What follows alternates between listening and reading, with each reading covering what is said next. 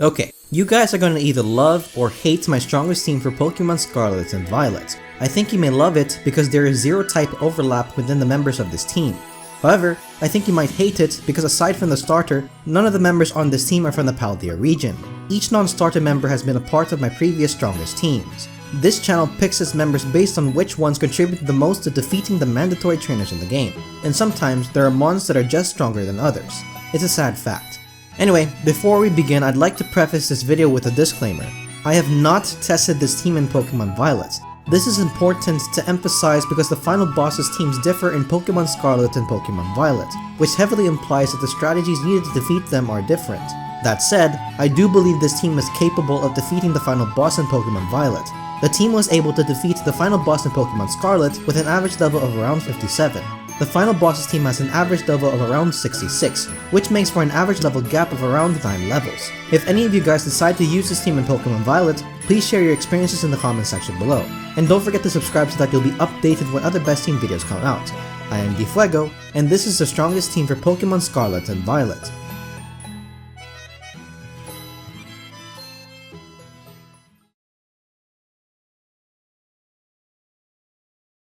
I usually begin my discussion of my strongest teams by emphasizing the need to identify the obstacles in the game that require specific strategies to defeat and to know which Pokemon best carry out those strategies. This is especially true in Pokemon Scarlet and Violet. You see, Pokemon Scarlet and Violet are pretty different from most mainline Pokemon games, in that the story is divided into 3 main parts, which, when all are completed, culminate into the story's climax. Each part has its share of final bosses. Victory Road and Starfall Street both have 2 bosses, while Path of Legends has 1. The climax involves 1 boss fight as well. I don't count the boss fight with the box art legendaries because you don't get to use your team in that fight. That makes for a total of 6 boss fights. Well, actually it's more like 7 because the team used by the final boss at the climax differs for Pokemon Scarlet and Violet. Each boss uses 6 members that use a variety of types in their Pokemon. On top of this, the gyms, Titan Pokemon, and Team Starfall comprise all 18 types that are available in the Pokemon games. The Elite Four, while specializing in specific types, have Pokemon with secondary typings that cancel out many of their weaknesses. The point I'm trying to make is that we cannot pick the members for our team based on type matchups alone, as the sheer number of mandatory trainers with multiple type combos spanning from all 18 types in Pokemon make it impossible to account for all of them due to being limited to a team of 6 Pokemon. Your team can have a maximum of 12 defensive types, and they will all be weak to certain obstacles in the game. I know that you can have 24 offensive move types, but defense is just as important as offense. How can your Pokemon use a super effective move if it is taken out by its opponent's coverage move? Your opponents have the overall advantage from a type matchup perspective due to the aforementioned reasons. The team needs to be able to counter the disadvantage that comes from their lack of type coverage, which requires moves that provide advantages to the team regardless of their typing. We still need to choose the right typings for our team members, but their move pools will be just as much of a factor in determining who is best suited for this team. With that in mind, the first obstacle is Katie's Bug-type gym. I'm focusing on the obstacles from the Victory Road timeline because they are difficult to overcome and they contain the most mandatory trainers. However, the Titan Pokemon and Team Starfall bases will still be accounted for in choosing the right members for our team. Bug types are weak to Rock, Fire, and Flying types. Outside of Katie, Rock types are strong against Grosse's Frostmoth, Ketatin and Altaria, Mela's Fire types, Bombardier the Open Sky Titan, Elite Four Larry's Oricorio and Altaria, Elite Four Hassel's Noivern, Director Clavel's Houndoom, Penny's Flareon, and AI Turro's Iron Moth. Fire types are strong against Brassius' Petilil and Smoliv, Grosse's Frostmoth, Ketatin and Altaria, Giacomo's Pawniard, Ares Lucario, Orthworm the Lurking Steel Titan, Elite Four Poppy's Capuraja, Magnezone and Corviknight, Champion Gita's Go-Goat, Director Clavel's Abomasnow and Amoonguss, Penny's Leafeon, Research Station 4's Brute Bonnet, and AI Sada's Slitherwing. Flying types are strong against Brassius' Petilil and Smoliv, Ares Toxicroak and Revavroom, Great Tusk the Quaking Earth Titan, Elite Four Larry's Tropius, Champion Gita's Go-Goat, Director Clavel's Amoonguss, Penny's Leafeon, Arvin's Covillain and Toadscruel, Research Station 3's Great Tusk, Research Station 4's Great Tusk and Brute's Bonnet, AI Sada's Slitherwing and Brute's Bonnet, and AI Turro's Iron Valiant. The Fire type and Flying type tie with 17 obstacles each, which is more than the Rock type's 12 obstacles. However, 7 of the Flying type's obstacles are version-exclusive Pokemon, whereas the Fire type only includes 2 version-exclusive Pokemon. In Pokemon Scarlet, Fire types account for 17 obstacles, while Flying types account for 11 obstacles. In Pokemon Violet, Fire types account for 15 obstacles, while Flying types account for 16 obstacles. That's a gap of 6 Pokemon versus a gap of 1 Pokemon. The Fire type is overall the best type to defeat Katie. Now, Rather than elaborate on all the fire-type Pokemon in the game, as there are so many, I'm going to identify the movesets/abilities available from among the fire types that provide the team with an advantage over the Elite Four and final bosses. And then we'll pick the combo that works best with the fire-type Pokemon and identify that mon. I will do the same with the other members of this team.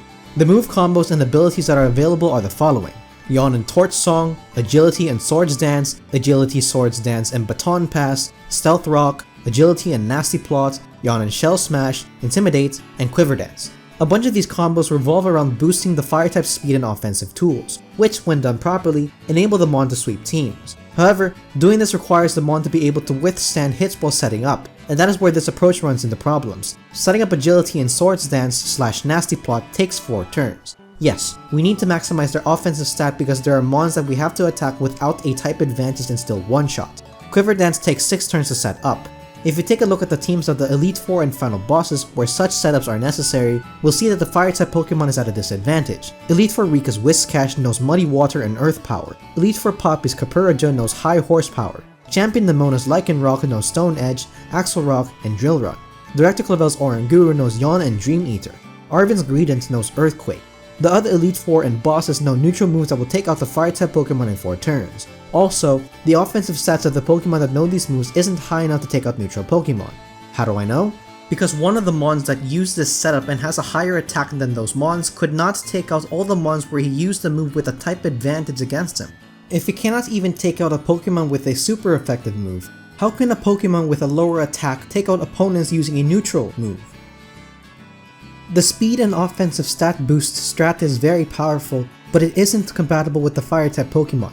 That leaves us with Yawn and Torch Song, Stealth Rock, and Intimidate. Stealth Rock deals chip damage to your opponent's Pokemon upon entering in, but that does not swing the tides in your favor when you're using an underleveled team. Intimidate is a great ability for dealing with physical attackers, but a lot of the opponents you will face are special attackers. Yawn is a move that will put any Pokemon to sleep. You can even use it on Pokemon with moves super effective against fire types. All you have to do is equip that Pokemon with a Focus Sash, which is obtainable before you complete the main storylines, and you will be able to tank a hit and use the move. This move is powerful because it enables a different user where the speed and offense boosting strat is feasible to switch in and have a few free turns to set up both weapons. Torch Song is a powerful stab move that boosts the user's special attack with each use, making it the double purpose move with the functions of attacking and setting up the mon's offensive tools. Therefore, Yawn and Torch Song is the best move combo to include in the fire-type Pokemon we use, and the Pokemon that knows those moves is Skeledirge. Skeledirge is the best fire-type to use in this game as well as the best starter. Although Quaquaval has more type advantages against mandatory trainers due to his fighting type, there is another fighting type Pokemon that is more valuable than him because of his defensive typing, while Skeledirge is the most valuable of the fire types available due to his unique moves. Because of this, Skeledirge deserves to be on the team instead of Quaquaval. Skeledirge is the best Pokemon to defeat Katie's gym. The next obstacle is Brassius Sudowoodo. This Pokemon is a problem because he has access to the move Rock Throw, which is an excellent coverage move for taking down Fuecoco or Crocalor. It is also strong against the other types that take down grass except for Poison. However, Poison does not have a type advantage against a lot of Pokemon, so we're not going to choose that type for overcoming this gym. Instead, we shall pick a mon with a defensive type advantage against rock types. Those types are Fighting, Ground, and Steel. Ground types are eliminated from contention because they are weak to grass type moves, so we have to compare the Fighting and Steel types. Fighting types are strong against Larry's Comala and Dunsparce, Rush's Beartic, Ketatin and Altaria, Giacomo's Dark types, Aries Lucario, Cloth the Stony Cliff Titan, Orthworm the Lurking Steel Titan, Iron Trez the Quaking Earth Titan, Elite Four Poppy's Capuraja and Nagdazone, Champion Gita's Avalugg, Kingdom Mint and Glimora, Champion Nemona's Lycanroc, Dunsparce and Orthworm, Director Clavel's Abomasnow and Houndoom, Penny's Umbreon, Arvin's Greedent, Cloyster, Garganacle and Nabustiff, Research Station 2's Iron Bundle, Research Station 3's Iron Treads, Research Station 4's Brute Bonnet and Iron Jugulus, and AI Sada's Brute Bonnet and Roaring Moon. Steel types overcome Larry's Comala and Staraptor, Ryan's Mimikyu, Grusha's Frostmoth, Ketatin and Altaria, Ortega's Wigglytuff, Daxbun and Revavroom, Cloth the Stony Cliff Titan, Champion Nemona's Lycanroc, Director Clavel's Abomasnow, Research Station 2's Screamtail, and Research Station 4's Fluttermane. The Fighting type is the best type to overcome Brassius Sudowoodo.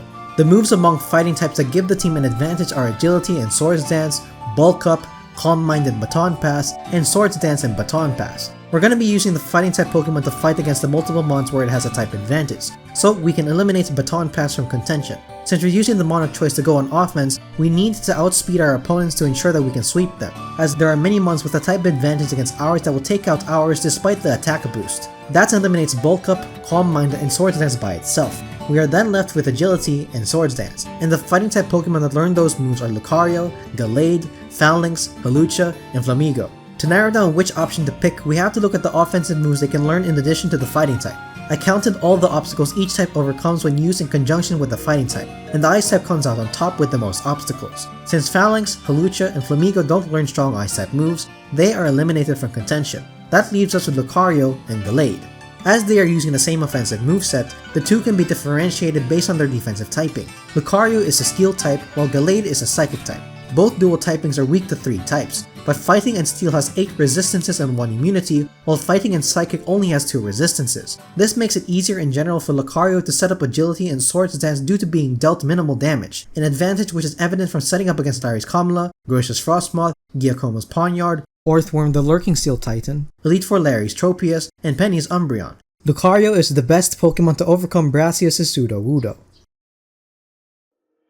Up next is Rhyme's Ghost-type Gym. Ghost is weak to fellow Ghost types and Dark types. Since this is a double battle, Lucario cannot defeat this gym alone with the move Shadow Claw, being just one Pokemon. Since fellow Ghost types are weak to Ghost types, we need to add a Dark type Pokemon to this team. The abilities and moves that give Dark types a neutral advantage over other Pokemon are Intimidate, Agility and Swords Dance or Nasty Plot combined with the ability Illusion, and Agility and Swords Dance or Nasty Plot by itself. Intimidate is only useful against one Pokemon at a time, while Agility and Swords Dance / Nasty Plot is useful against entire teams. Therefore, Intimidate by itself is eliminated from contention. The question to be decided then is the importance of the Illusion ability. It allows a Dark-type Pokemon to set up against a Mon using a Psychic move for free, which is a pretty big deal because Champion Gita, Director Clavel, and AI Sada, which comprise 3 out of the 7 final bosses, all use Pokemon that have a Psychic move in their moveset. By baiting their lead Pokemon into using that Psychic move, the Illusion Pokemon can sweep each of those 3 bosses. 3 of the remaining 4 bosses are swept by Lucario. Well, at least a good chunk of those teams are taken out. Since Lucario and the Illusion Pokemon sweep most of the final bosses, the Illusion ability is a really compelling ability to add to this team, and the Pokemon with that ability is Zoroark. Zoroark's weapons are first utilized in my Pokemon Ultra Sun and Ultra Moon strongest team where I used them against Ultra Necrozma and rival How's team, and his weapons are a perfect fit for this team as well. Zoroark is the best additional member to overcome Rhyme's Ghost-type Gym. After this is Elite Four Rika's Ground types. Ground types are weak to Water, Grass, and Ice types. However, Whiscash's Water type cancels out his weakness to Water and Ice types, Camerup's Fire type cancels out his weakness to Grass and Ice types, Clodsire's Water Absorb ability makes him immune to Water types, Donphan has coverage moves against Ice and Grass types, and Dugtrio has coverage moves against Ice types. Does this mean we should pick all 3 types? No, because all 3 types are incapable of taking down later obstacles in the game like Atticus' Skuntank, Muck and Revavroom, Ares' Toxicroak, Pessimian and Annihilate, Elite Four Hassle's Haxorus and Excalibur, and I could go on. We need to pick one member to overcome Elite Four Rika.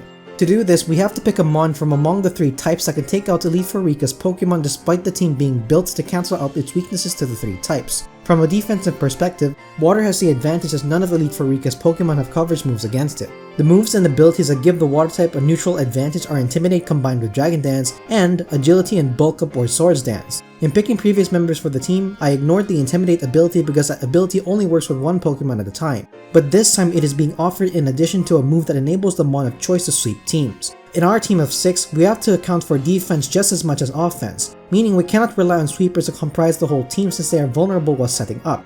A perfect example of this is Arven's Greedent, who has moves that are super effective against Lucario. Yawn will put them to sleep for 3 turns at most, but it takes 4 turns to set up Agility and Swords Dance, meaning when Greedent wakes up, he can take out Lucario before Lucario finishes setting up because he was vulnerable defensively. The Intimidate ability is a great defensive tool to dampen the impact of physical attacks and allow offensive sweepers to safely set up. The same applies to the Intimidate user himself, as Elite Four Rika's Pokemon deal a lot of neutral damage. Pivoting Intimidate enables the user to safely set up Dragon Dance to sweep Elite Four Rika's team. But wait, you might ask, doesn't Whiscash use special attacks? You would be right. At this point, we might as well reveal the Intimidate user to more easily explain how Intimidate is useful. The Intimidate and Dragon Dance user is none other than a Pokemon that has been a staple Mon in many of my strongest teams, Gyarados. Gyarados has strong special defense which enables him to safely take out Whiscash. However, Elite Four Rika follows up with Donphan, who has 30. This means Gyarados cannot one-shot Donphan. Also, Donphan knows Stone Edge, which will ordinarily one-shot Gyarados, but that is where the Intimidate ability comes in. By pivoting Gyarados and Lucario, not only will Donphan's attack be significantly lowered, but his PP for Stone Edge will be drained as well. Donphan will have to resort to using Poison Jab and Iron Head, both of which will do minimal damage to Gyarados, enabling him to set up for almost free. Gyarados is a great hybrid Pokemon of defense and offense, making him the best Pokemon to overcome Elite Four Rika. Next, we have to worry about Elite Four Poppy's Tinkaton. Tinkaton knows Stone Edge, which would take out Skeledirge, and he cannot pivot Gyarados against her to lower her physical attack because Elite Four Poppy's Capuraja uses Stealth Rock, a move that deals chip damage to every Pokemon that is sent into battle. Pivoting Intimidate would cause Gyarados to be taken out, and I have a rule in my playthroughs that no Pokemon are allowed to feint when battling the Elite Four. If you want to know why I have that rule, let me know in the comment section below. Anyway, Tinkaton is weak to Fire and Ground types. Let's compare the impact against obstacles beyond Elite Four Poppy.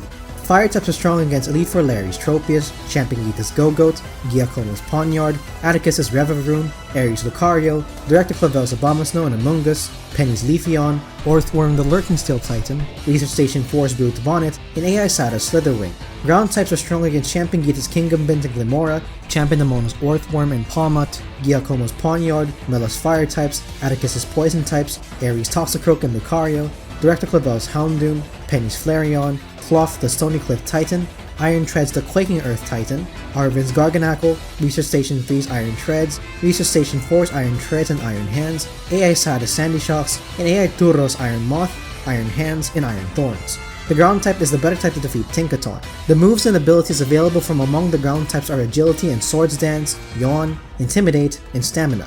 The Agility and Swords Dance user is Dugtrio, whose defenses are terrible. The Intimidate user is Crocodile, whose dark typing is vulnerable to Tinkaton's fairy type.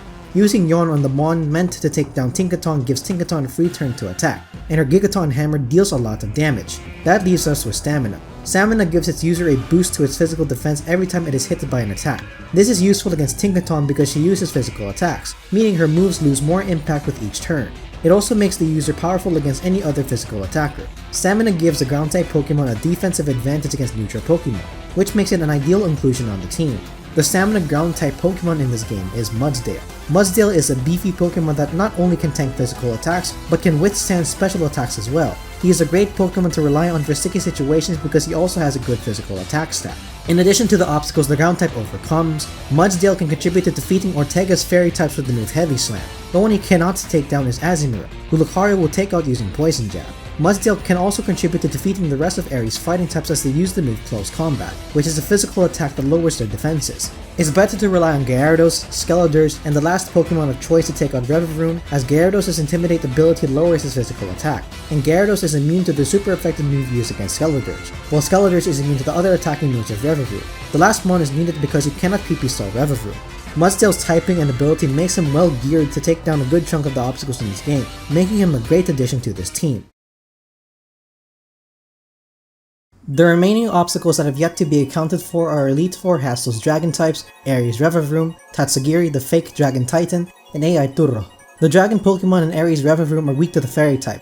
AI Turro's Iron Hands, Iron Jugulis, and Iron Valiant are also weak to the Fairy type. Therefore, we need to choose a Fairy type to overcome these obstacles. If you take a careful look at AI Turro's team, you'll see that Lucario, Gyarados, and Zoroark cannot properly set up against his team because Iron Moth knows moves super effective against Lucario and Gyarados, and he does not have a psychic move that Zoroark can bait out to set up for free. Therefore, none of those Pokemon could sweep his team. We have to rely on the Fairy type of choice to take care of them. As I said at the beginning of the video, I have not yet tested this team in Pokemon Violet, but were I to use this team against AI Turro, I would open up with Mudsdale to take out Iron Moth, as Fire and Poison have a 4 times weakness to ground type moves. My guess is that AI Turro would follow up with Iron Bundle to take out Mudsdale due to Water and Ice types being the only types among his Pokemon strong against ground types. Because Iron Bundle knows Drill Peck, it may or may not be necessary to pivot Gyarados to lower his physical attack. Either way, Iron Bundle is the Pokemon we must use to set up the Fairy Pokemon of choice. Elite Four Hastle's Noivern and Iron Bundle both mostly use special attacks, so our Fairy type must be able to withstand special attacks while setting up. At this point, we should look at the moves available to help satisfy that condition. They are Calm Mind and Nasty Plot, Calm Mind by itself, Calm Mind and Double Team, Calm Mind and Baton Pass, and Calm Mind and Trick Room / Agility. The problem with relying on Calm Mind alone to sweep Elite Four Hassel and AI Turo is that half of their teams use physical attacks, meaning that they can one-shot or two-shot the fairy Pokemon of choice. Baton Pass and Nasty Plot do not negate this condition, so they are eliminated from contention. We are then left with Calm Mind and Double Team, and Calm Mind and Trick Room / Agility. The two Pokemon that learn these moves respectively are Gardevoir and Hatterene. A case can be made for both Pokemon to be included on the team. Maximized Evasiveness makes it so that your opponents can rarely hit you, while Maximized Speed makes it so that you outspeed your opponent's Pokemon and presumably take them out before they can attack. Which one is better? I would argue the former. You see, Calm Mind takes 6 turns to set up. However, that number increases when you factor in turns spent setting up Agility or Trick Room and using potions to heal your Pokemon. Yes, I use potions in my playthroughs. I consider it a fair compromise in exchange for battling the mandatory trainers with underleveled teams. Even with potions, teams that are not built correctly cannot overcome all the obstacles in the game. Anyway, it's also worth noting that it may be impractical to pivot Gyarados' Intimidate ability to lower the impact of Iron Bundle. If this is the case, Hatterene would take a lot of damage due to being unable to boost her physical defense and would need to heal up with even more potions. The sheer number of turns that Hatterene would get hit increases the chance of the opponent landing a critical hit, and were this to happen, all that setting up would be for nothing. With Gardevoir, on the other hand, setting up Double Team first, especially while the opponent is asleep, creates a situation where it is much harder for the opponent to hit her while she sets up Calm Mind. She'll get hit less times than Hatterene, which makes it less likely she'll be struck by a critical hit. It's very unlikely the other mons will be able to touch Gardevoir once she is set up, but equip her with the Focus Sash just in case. In my opinion, Gardevoir is the best 6th member to add to this team for sweeping Elite Four Hassel and AI Turo. And there you have it, the strongest team for Pokemon Scarlet and Violet. I really enjoyed playing Pokemon Scarlet, so if time permits, I'll consider playing Pokemon Violet so I can test this team in that game. In addition to testing this team in Pokemon Violet, I'm going to be testing teams for Pokemon Legends Arceus, Pokemon Sword and Shield, and Pokemon Brilliant Diamond and Shining Pearl. Click the subscribe button so you'll be notified when those videos come out. That's pretty much it for this video, thanks for watching. DFuego, signing out.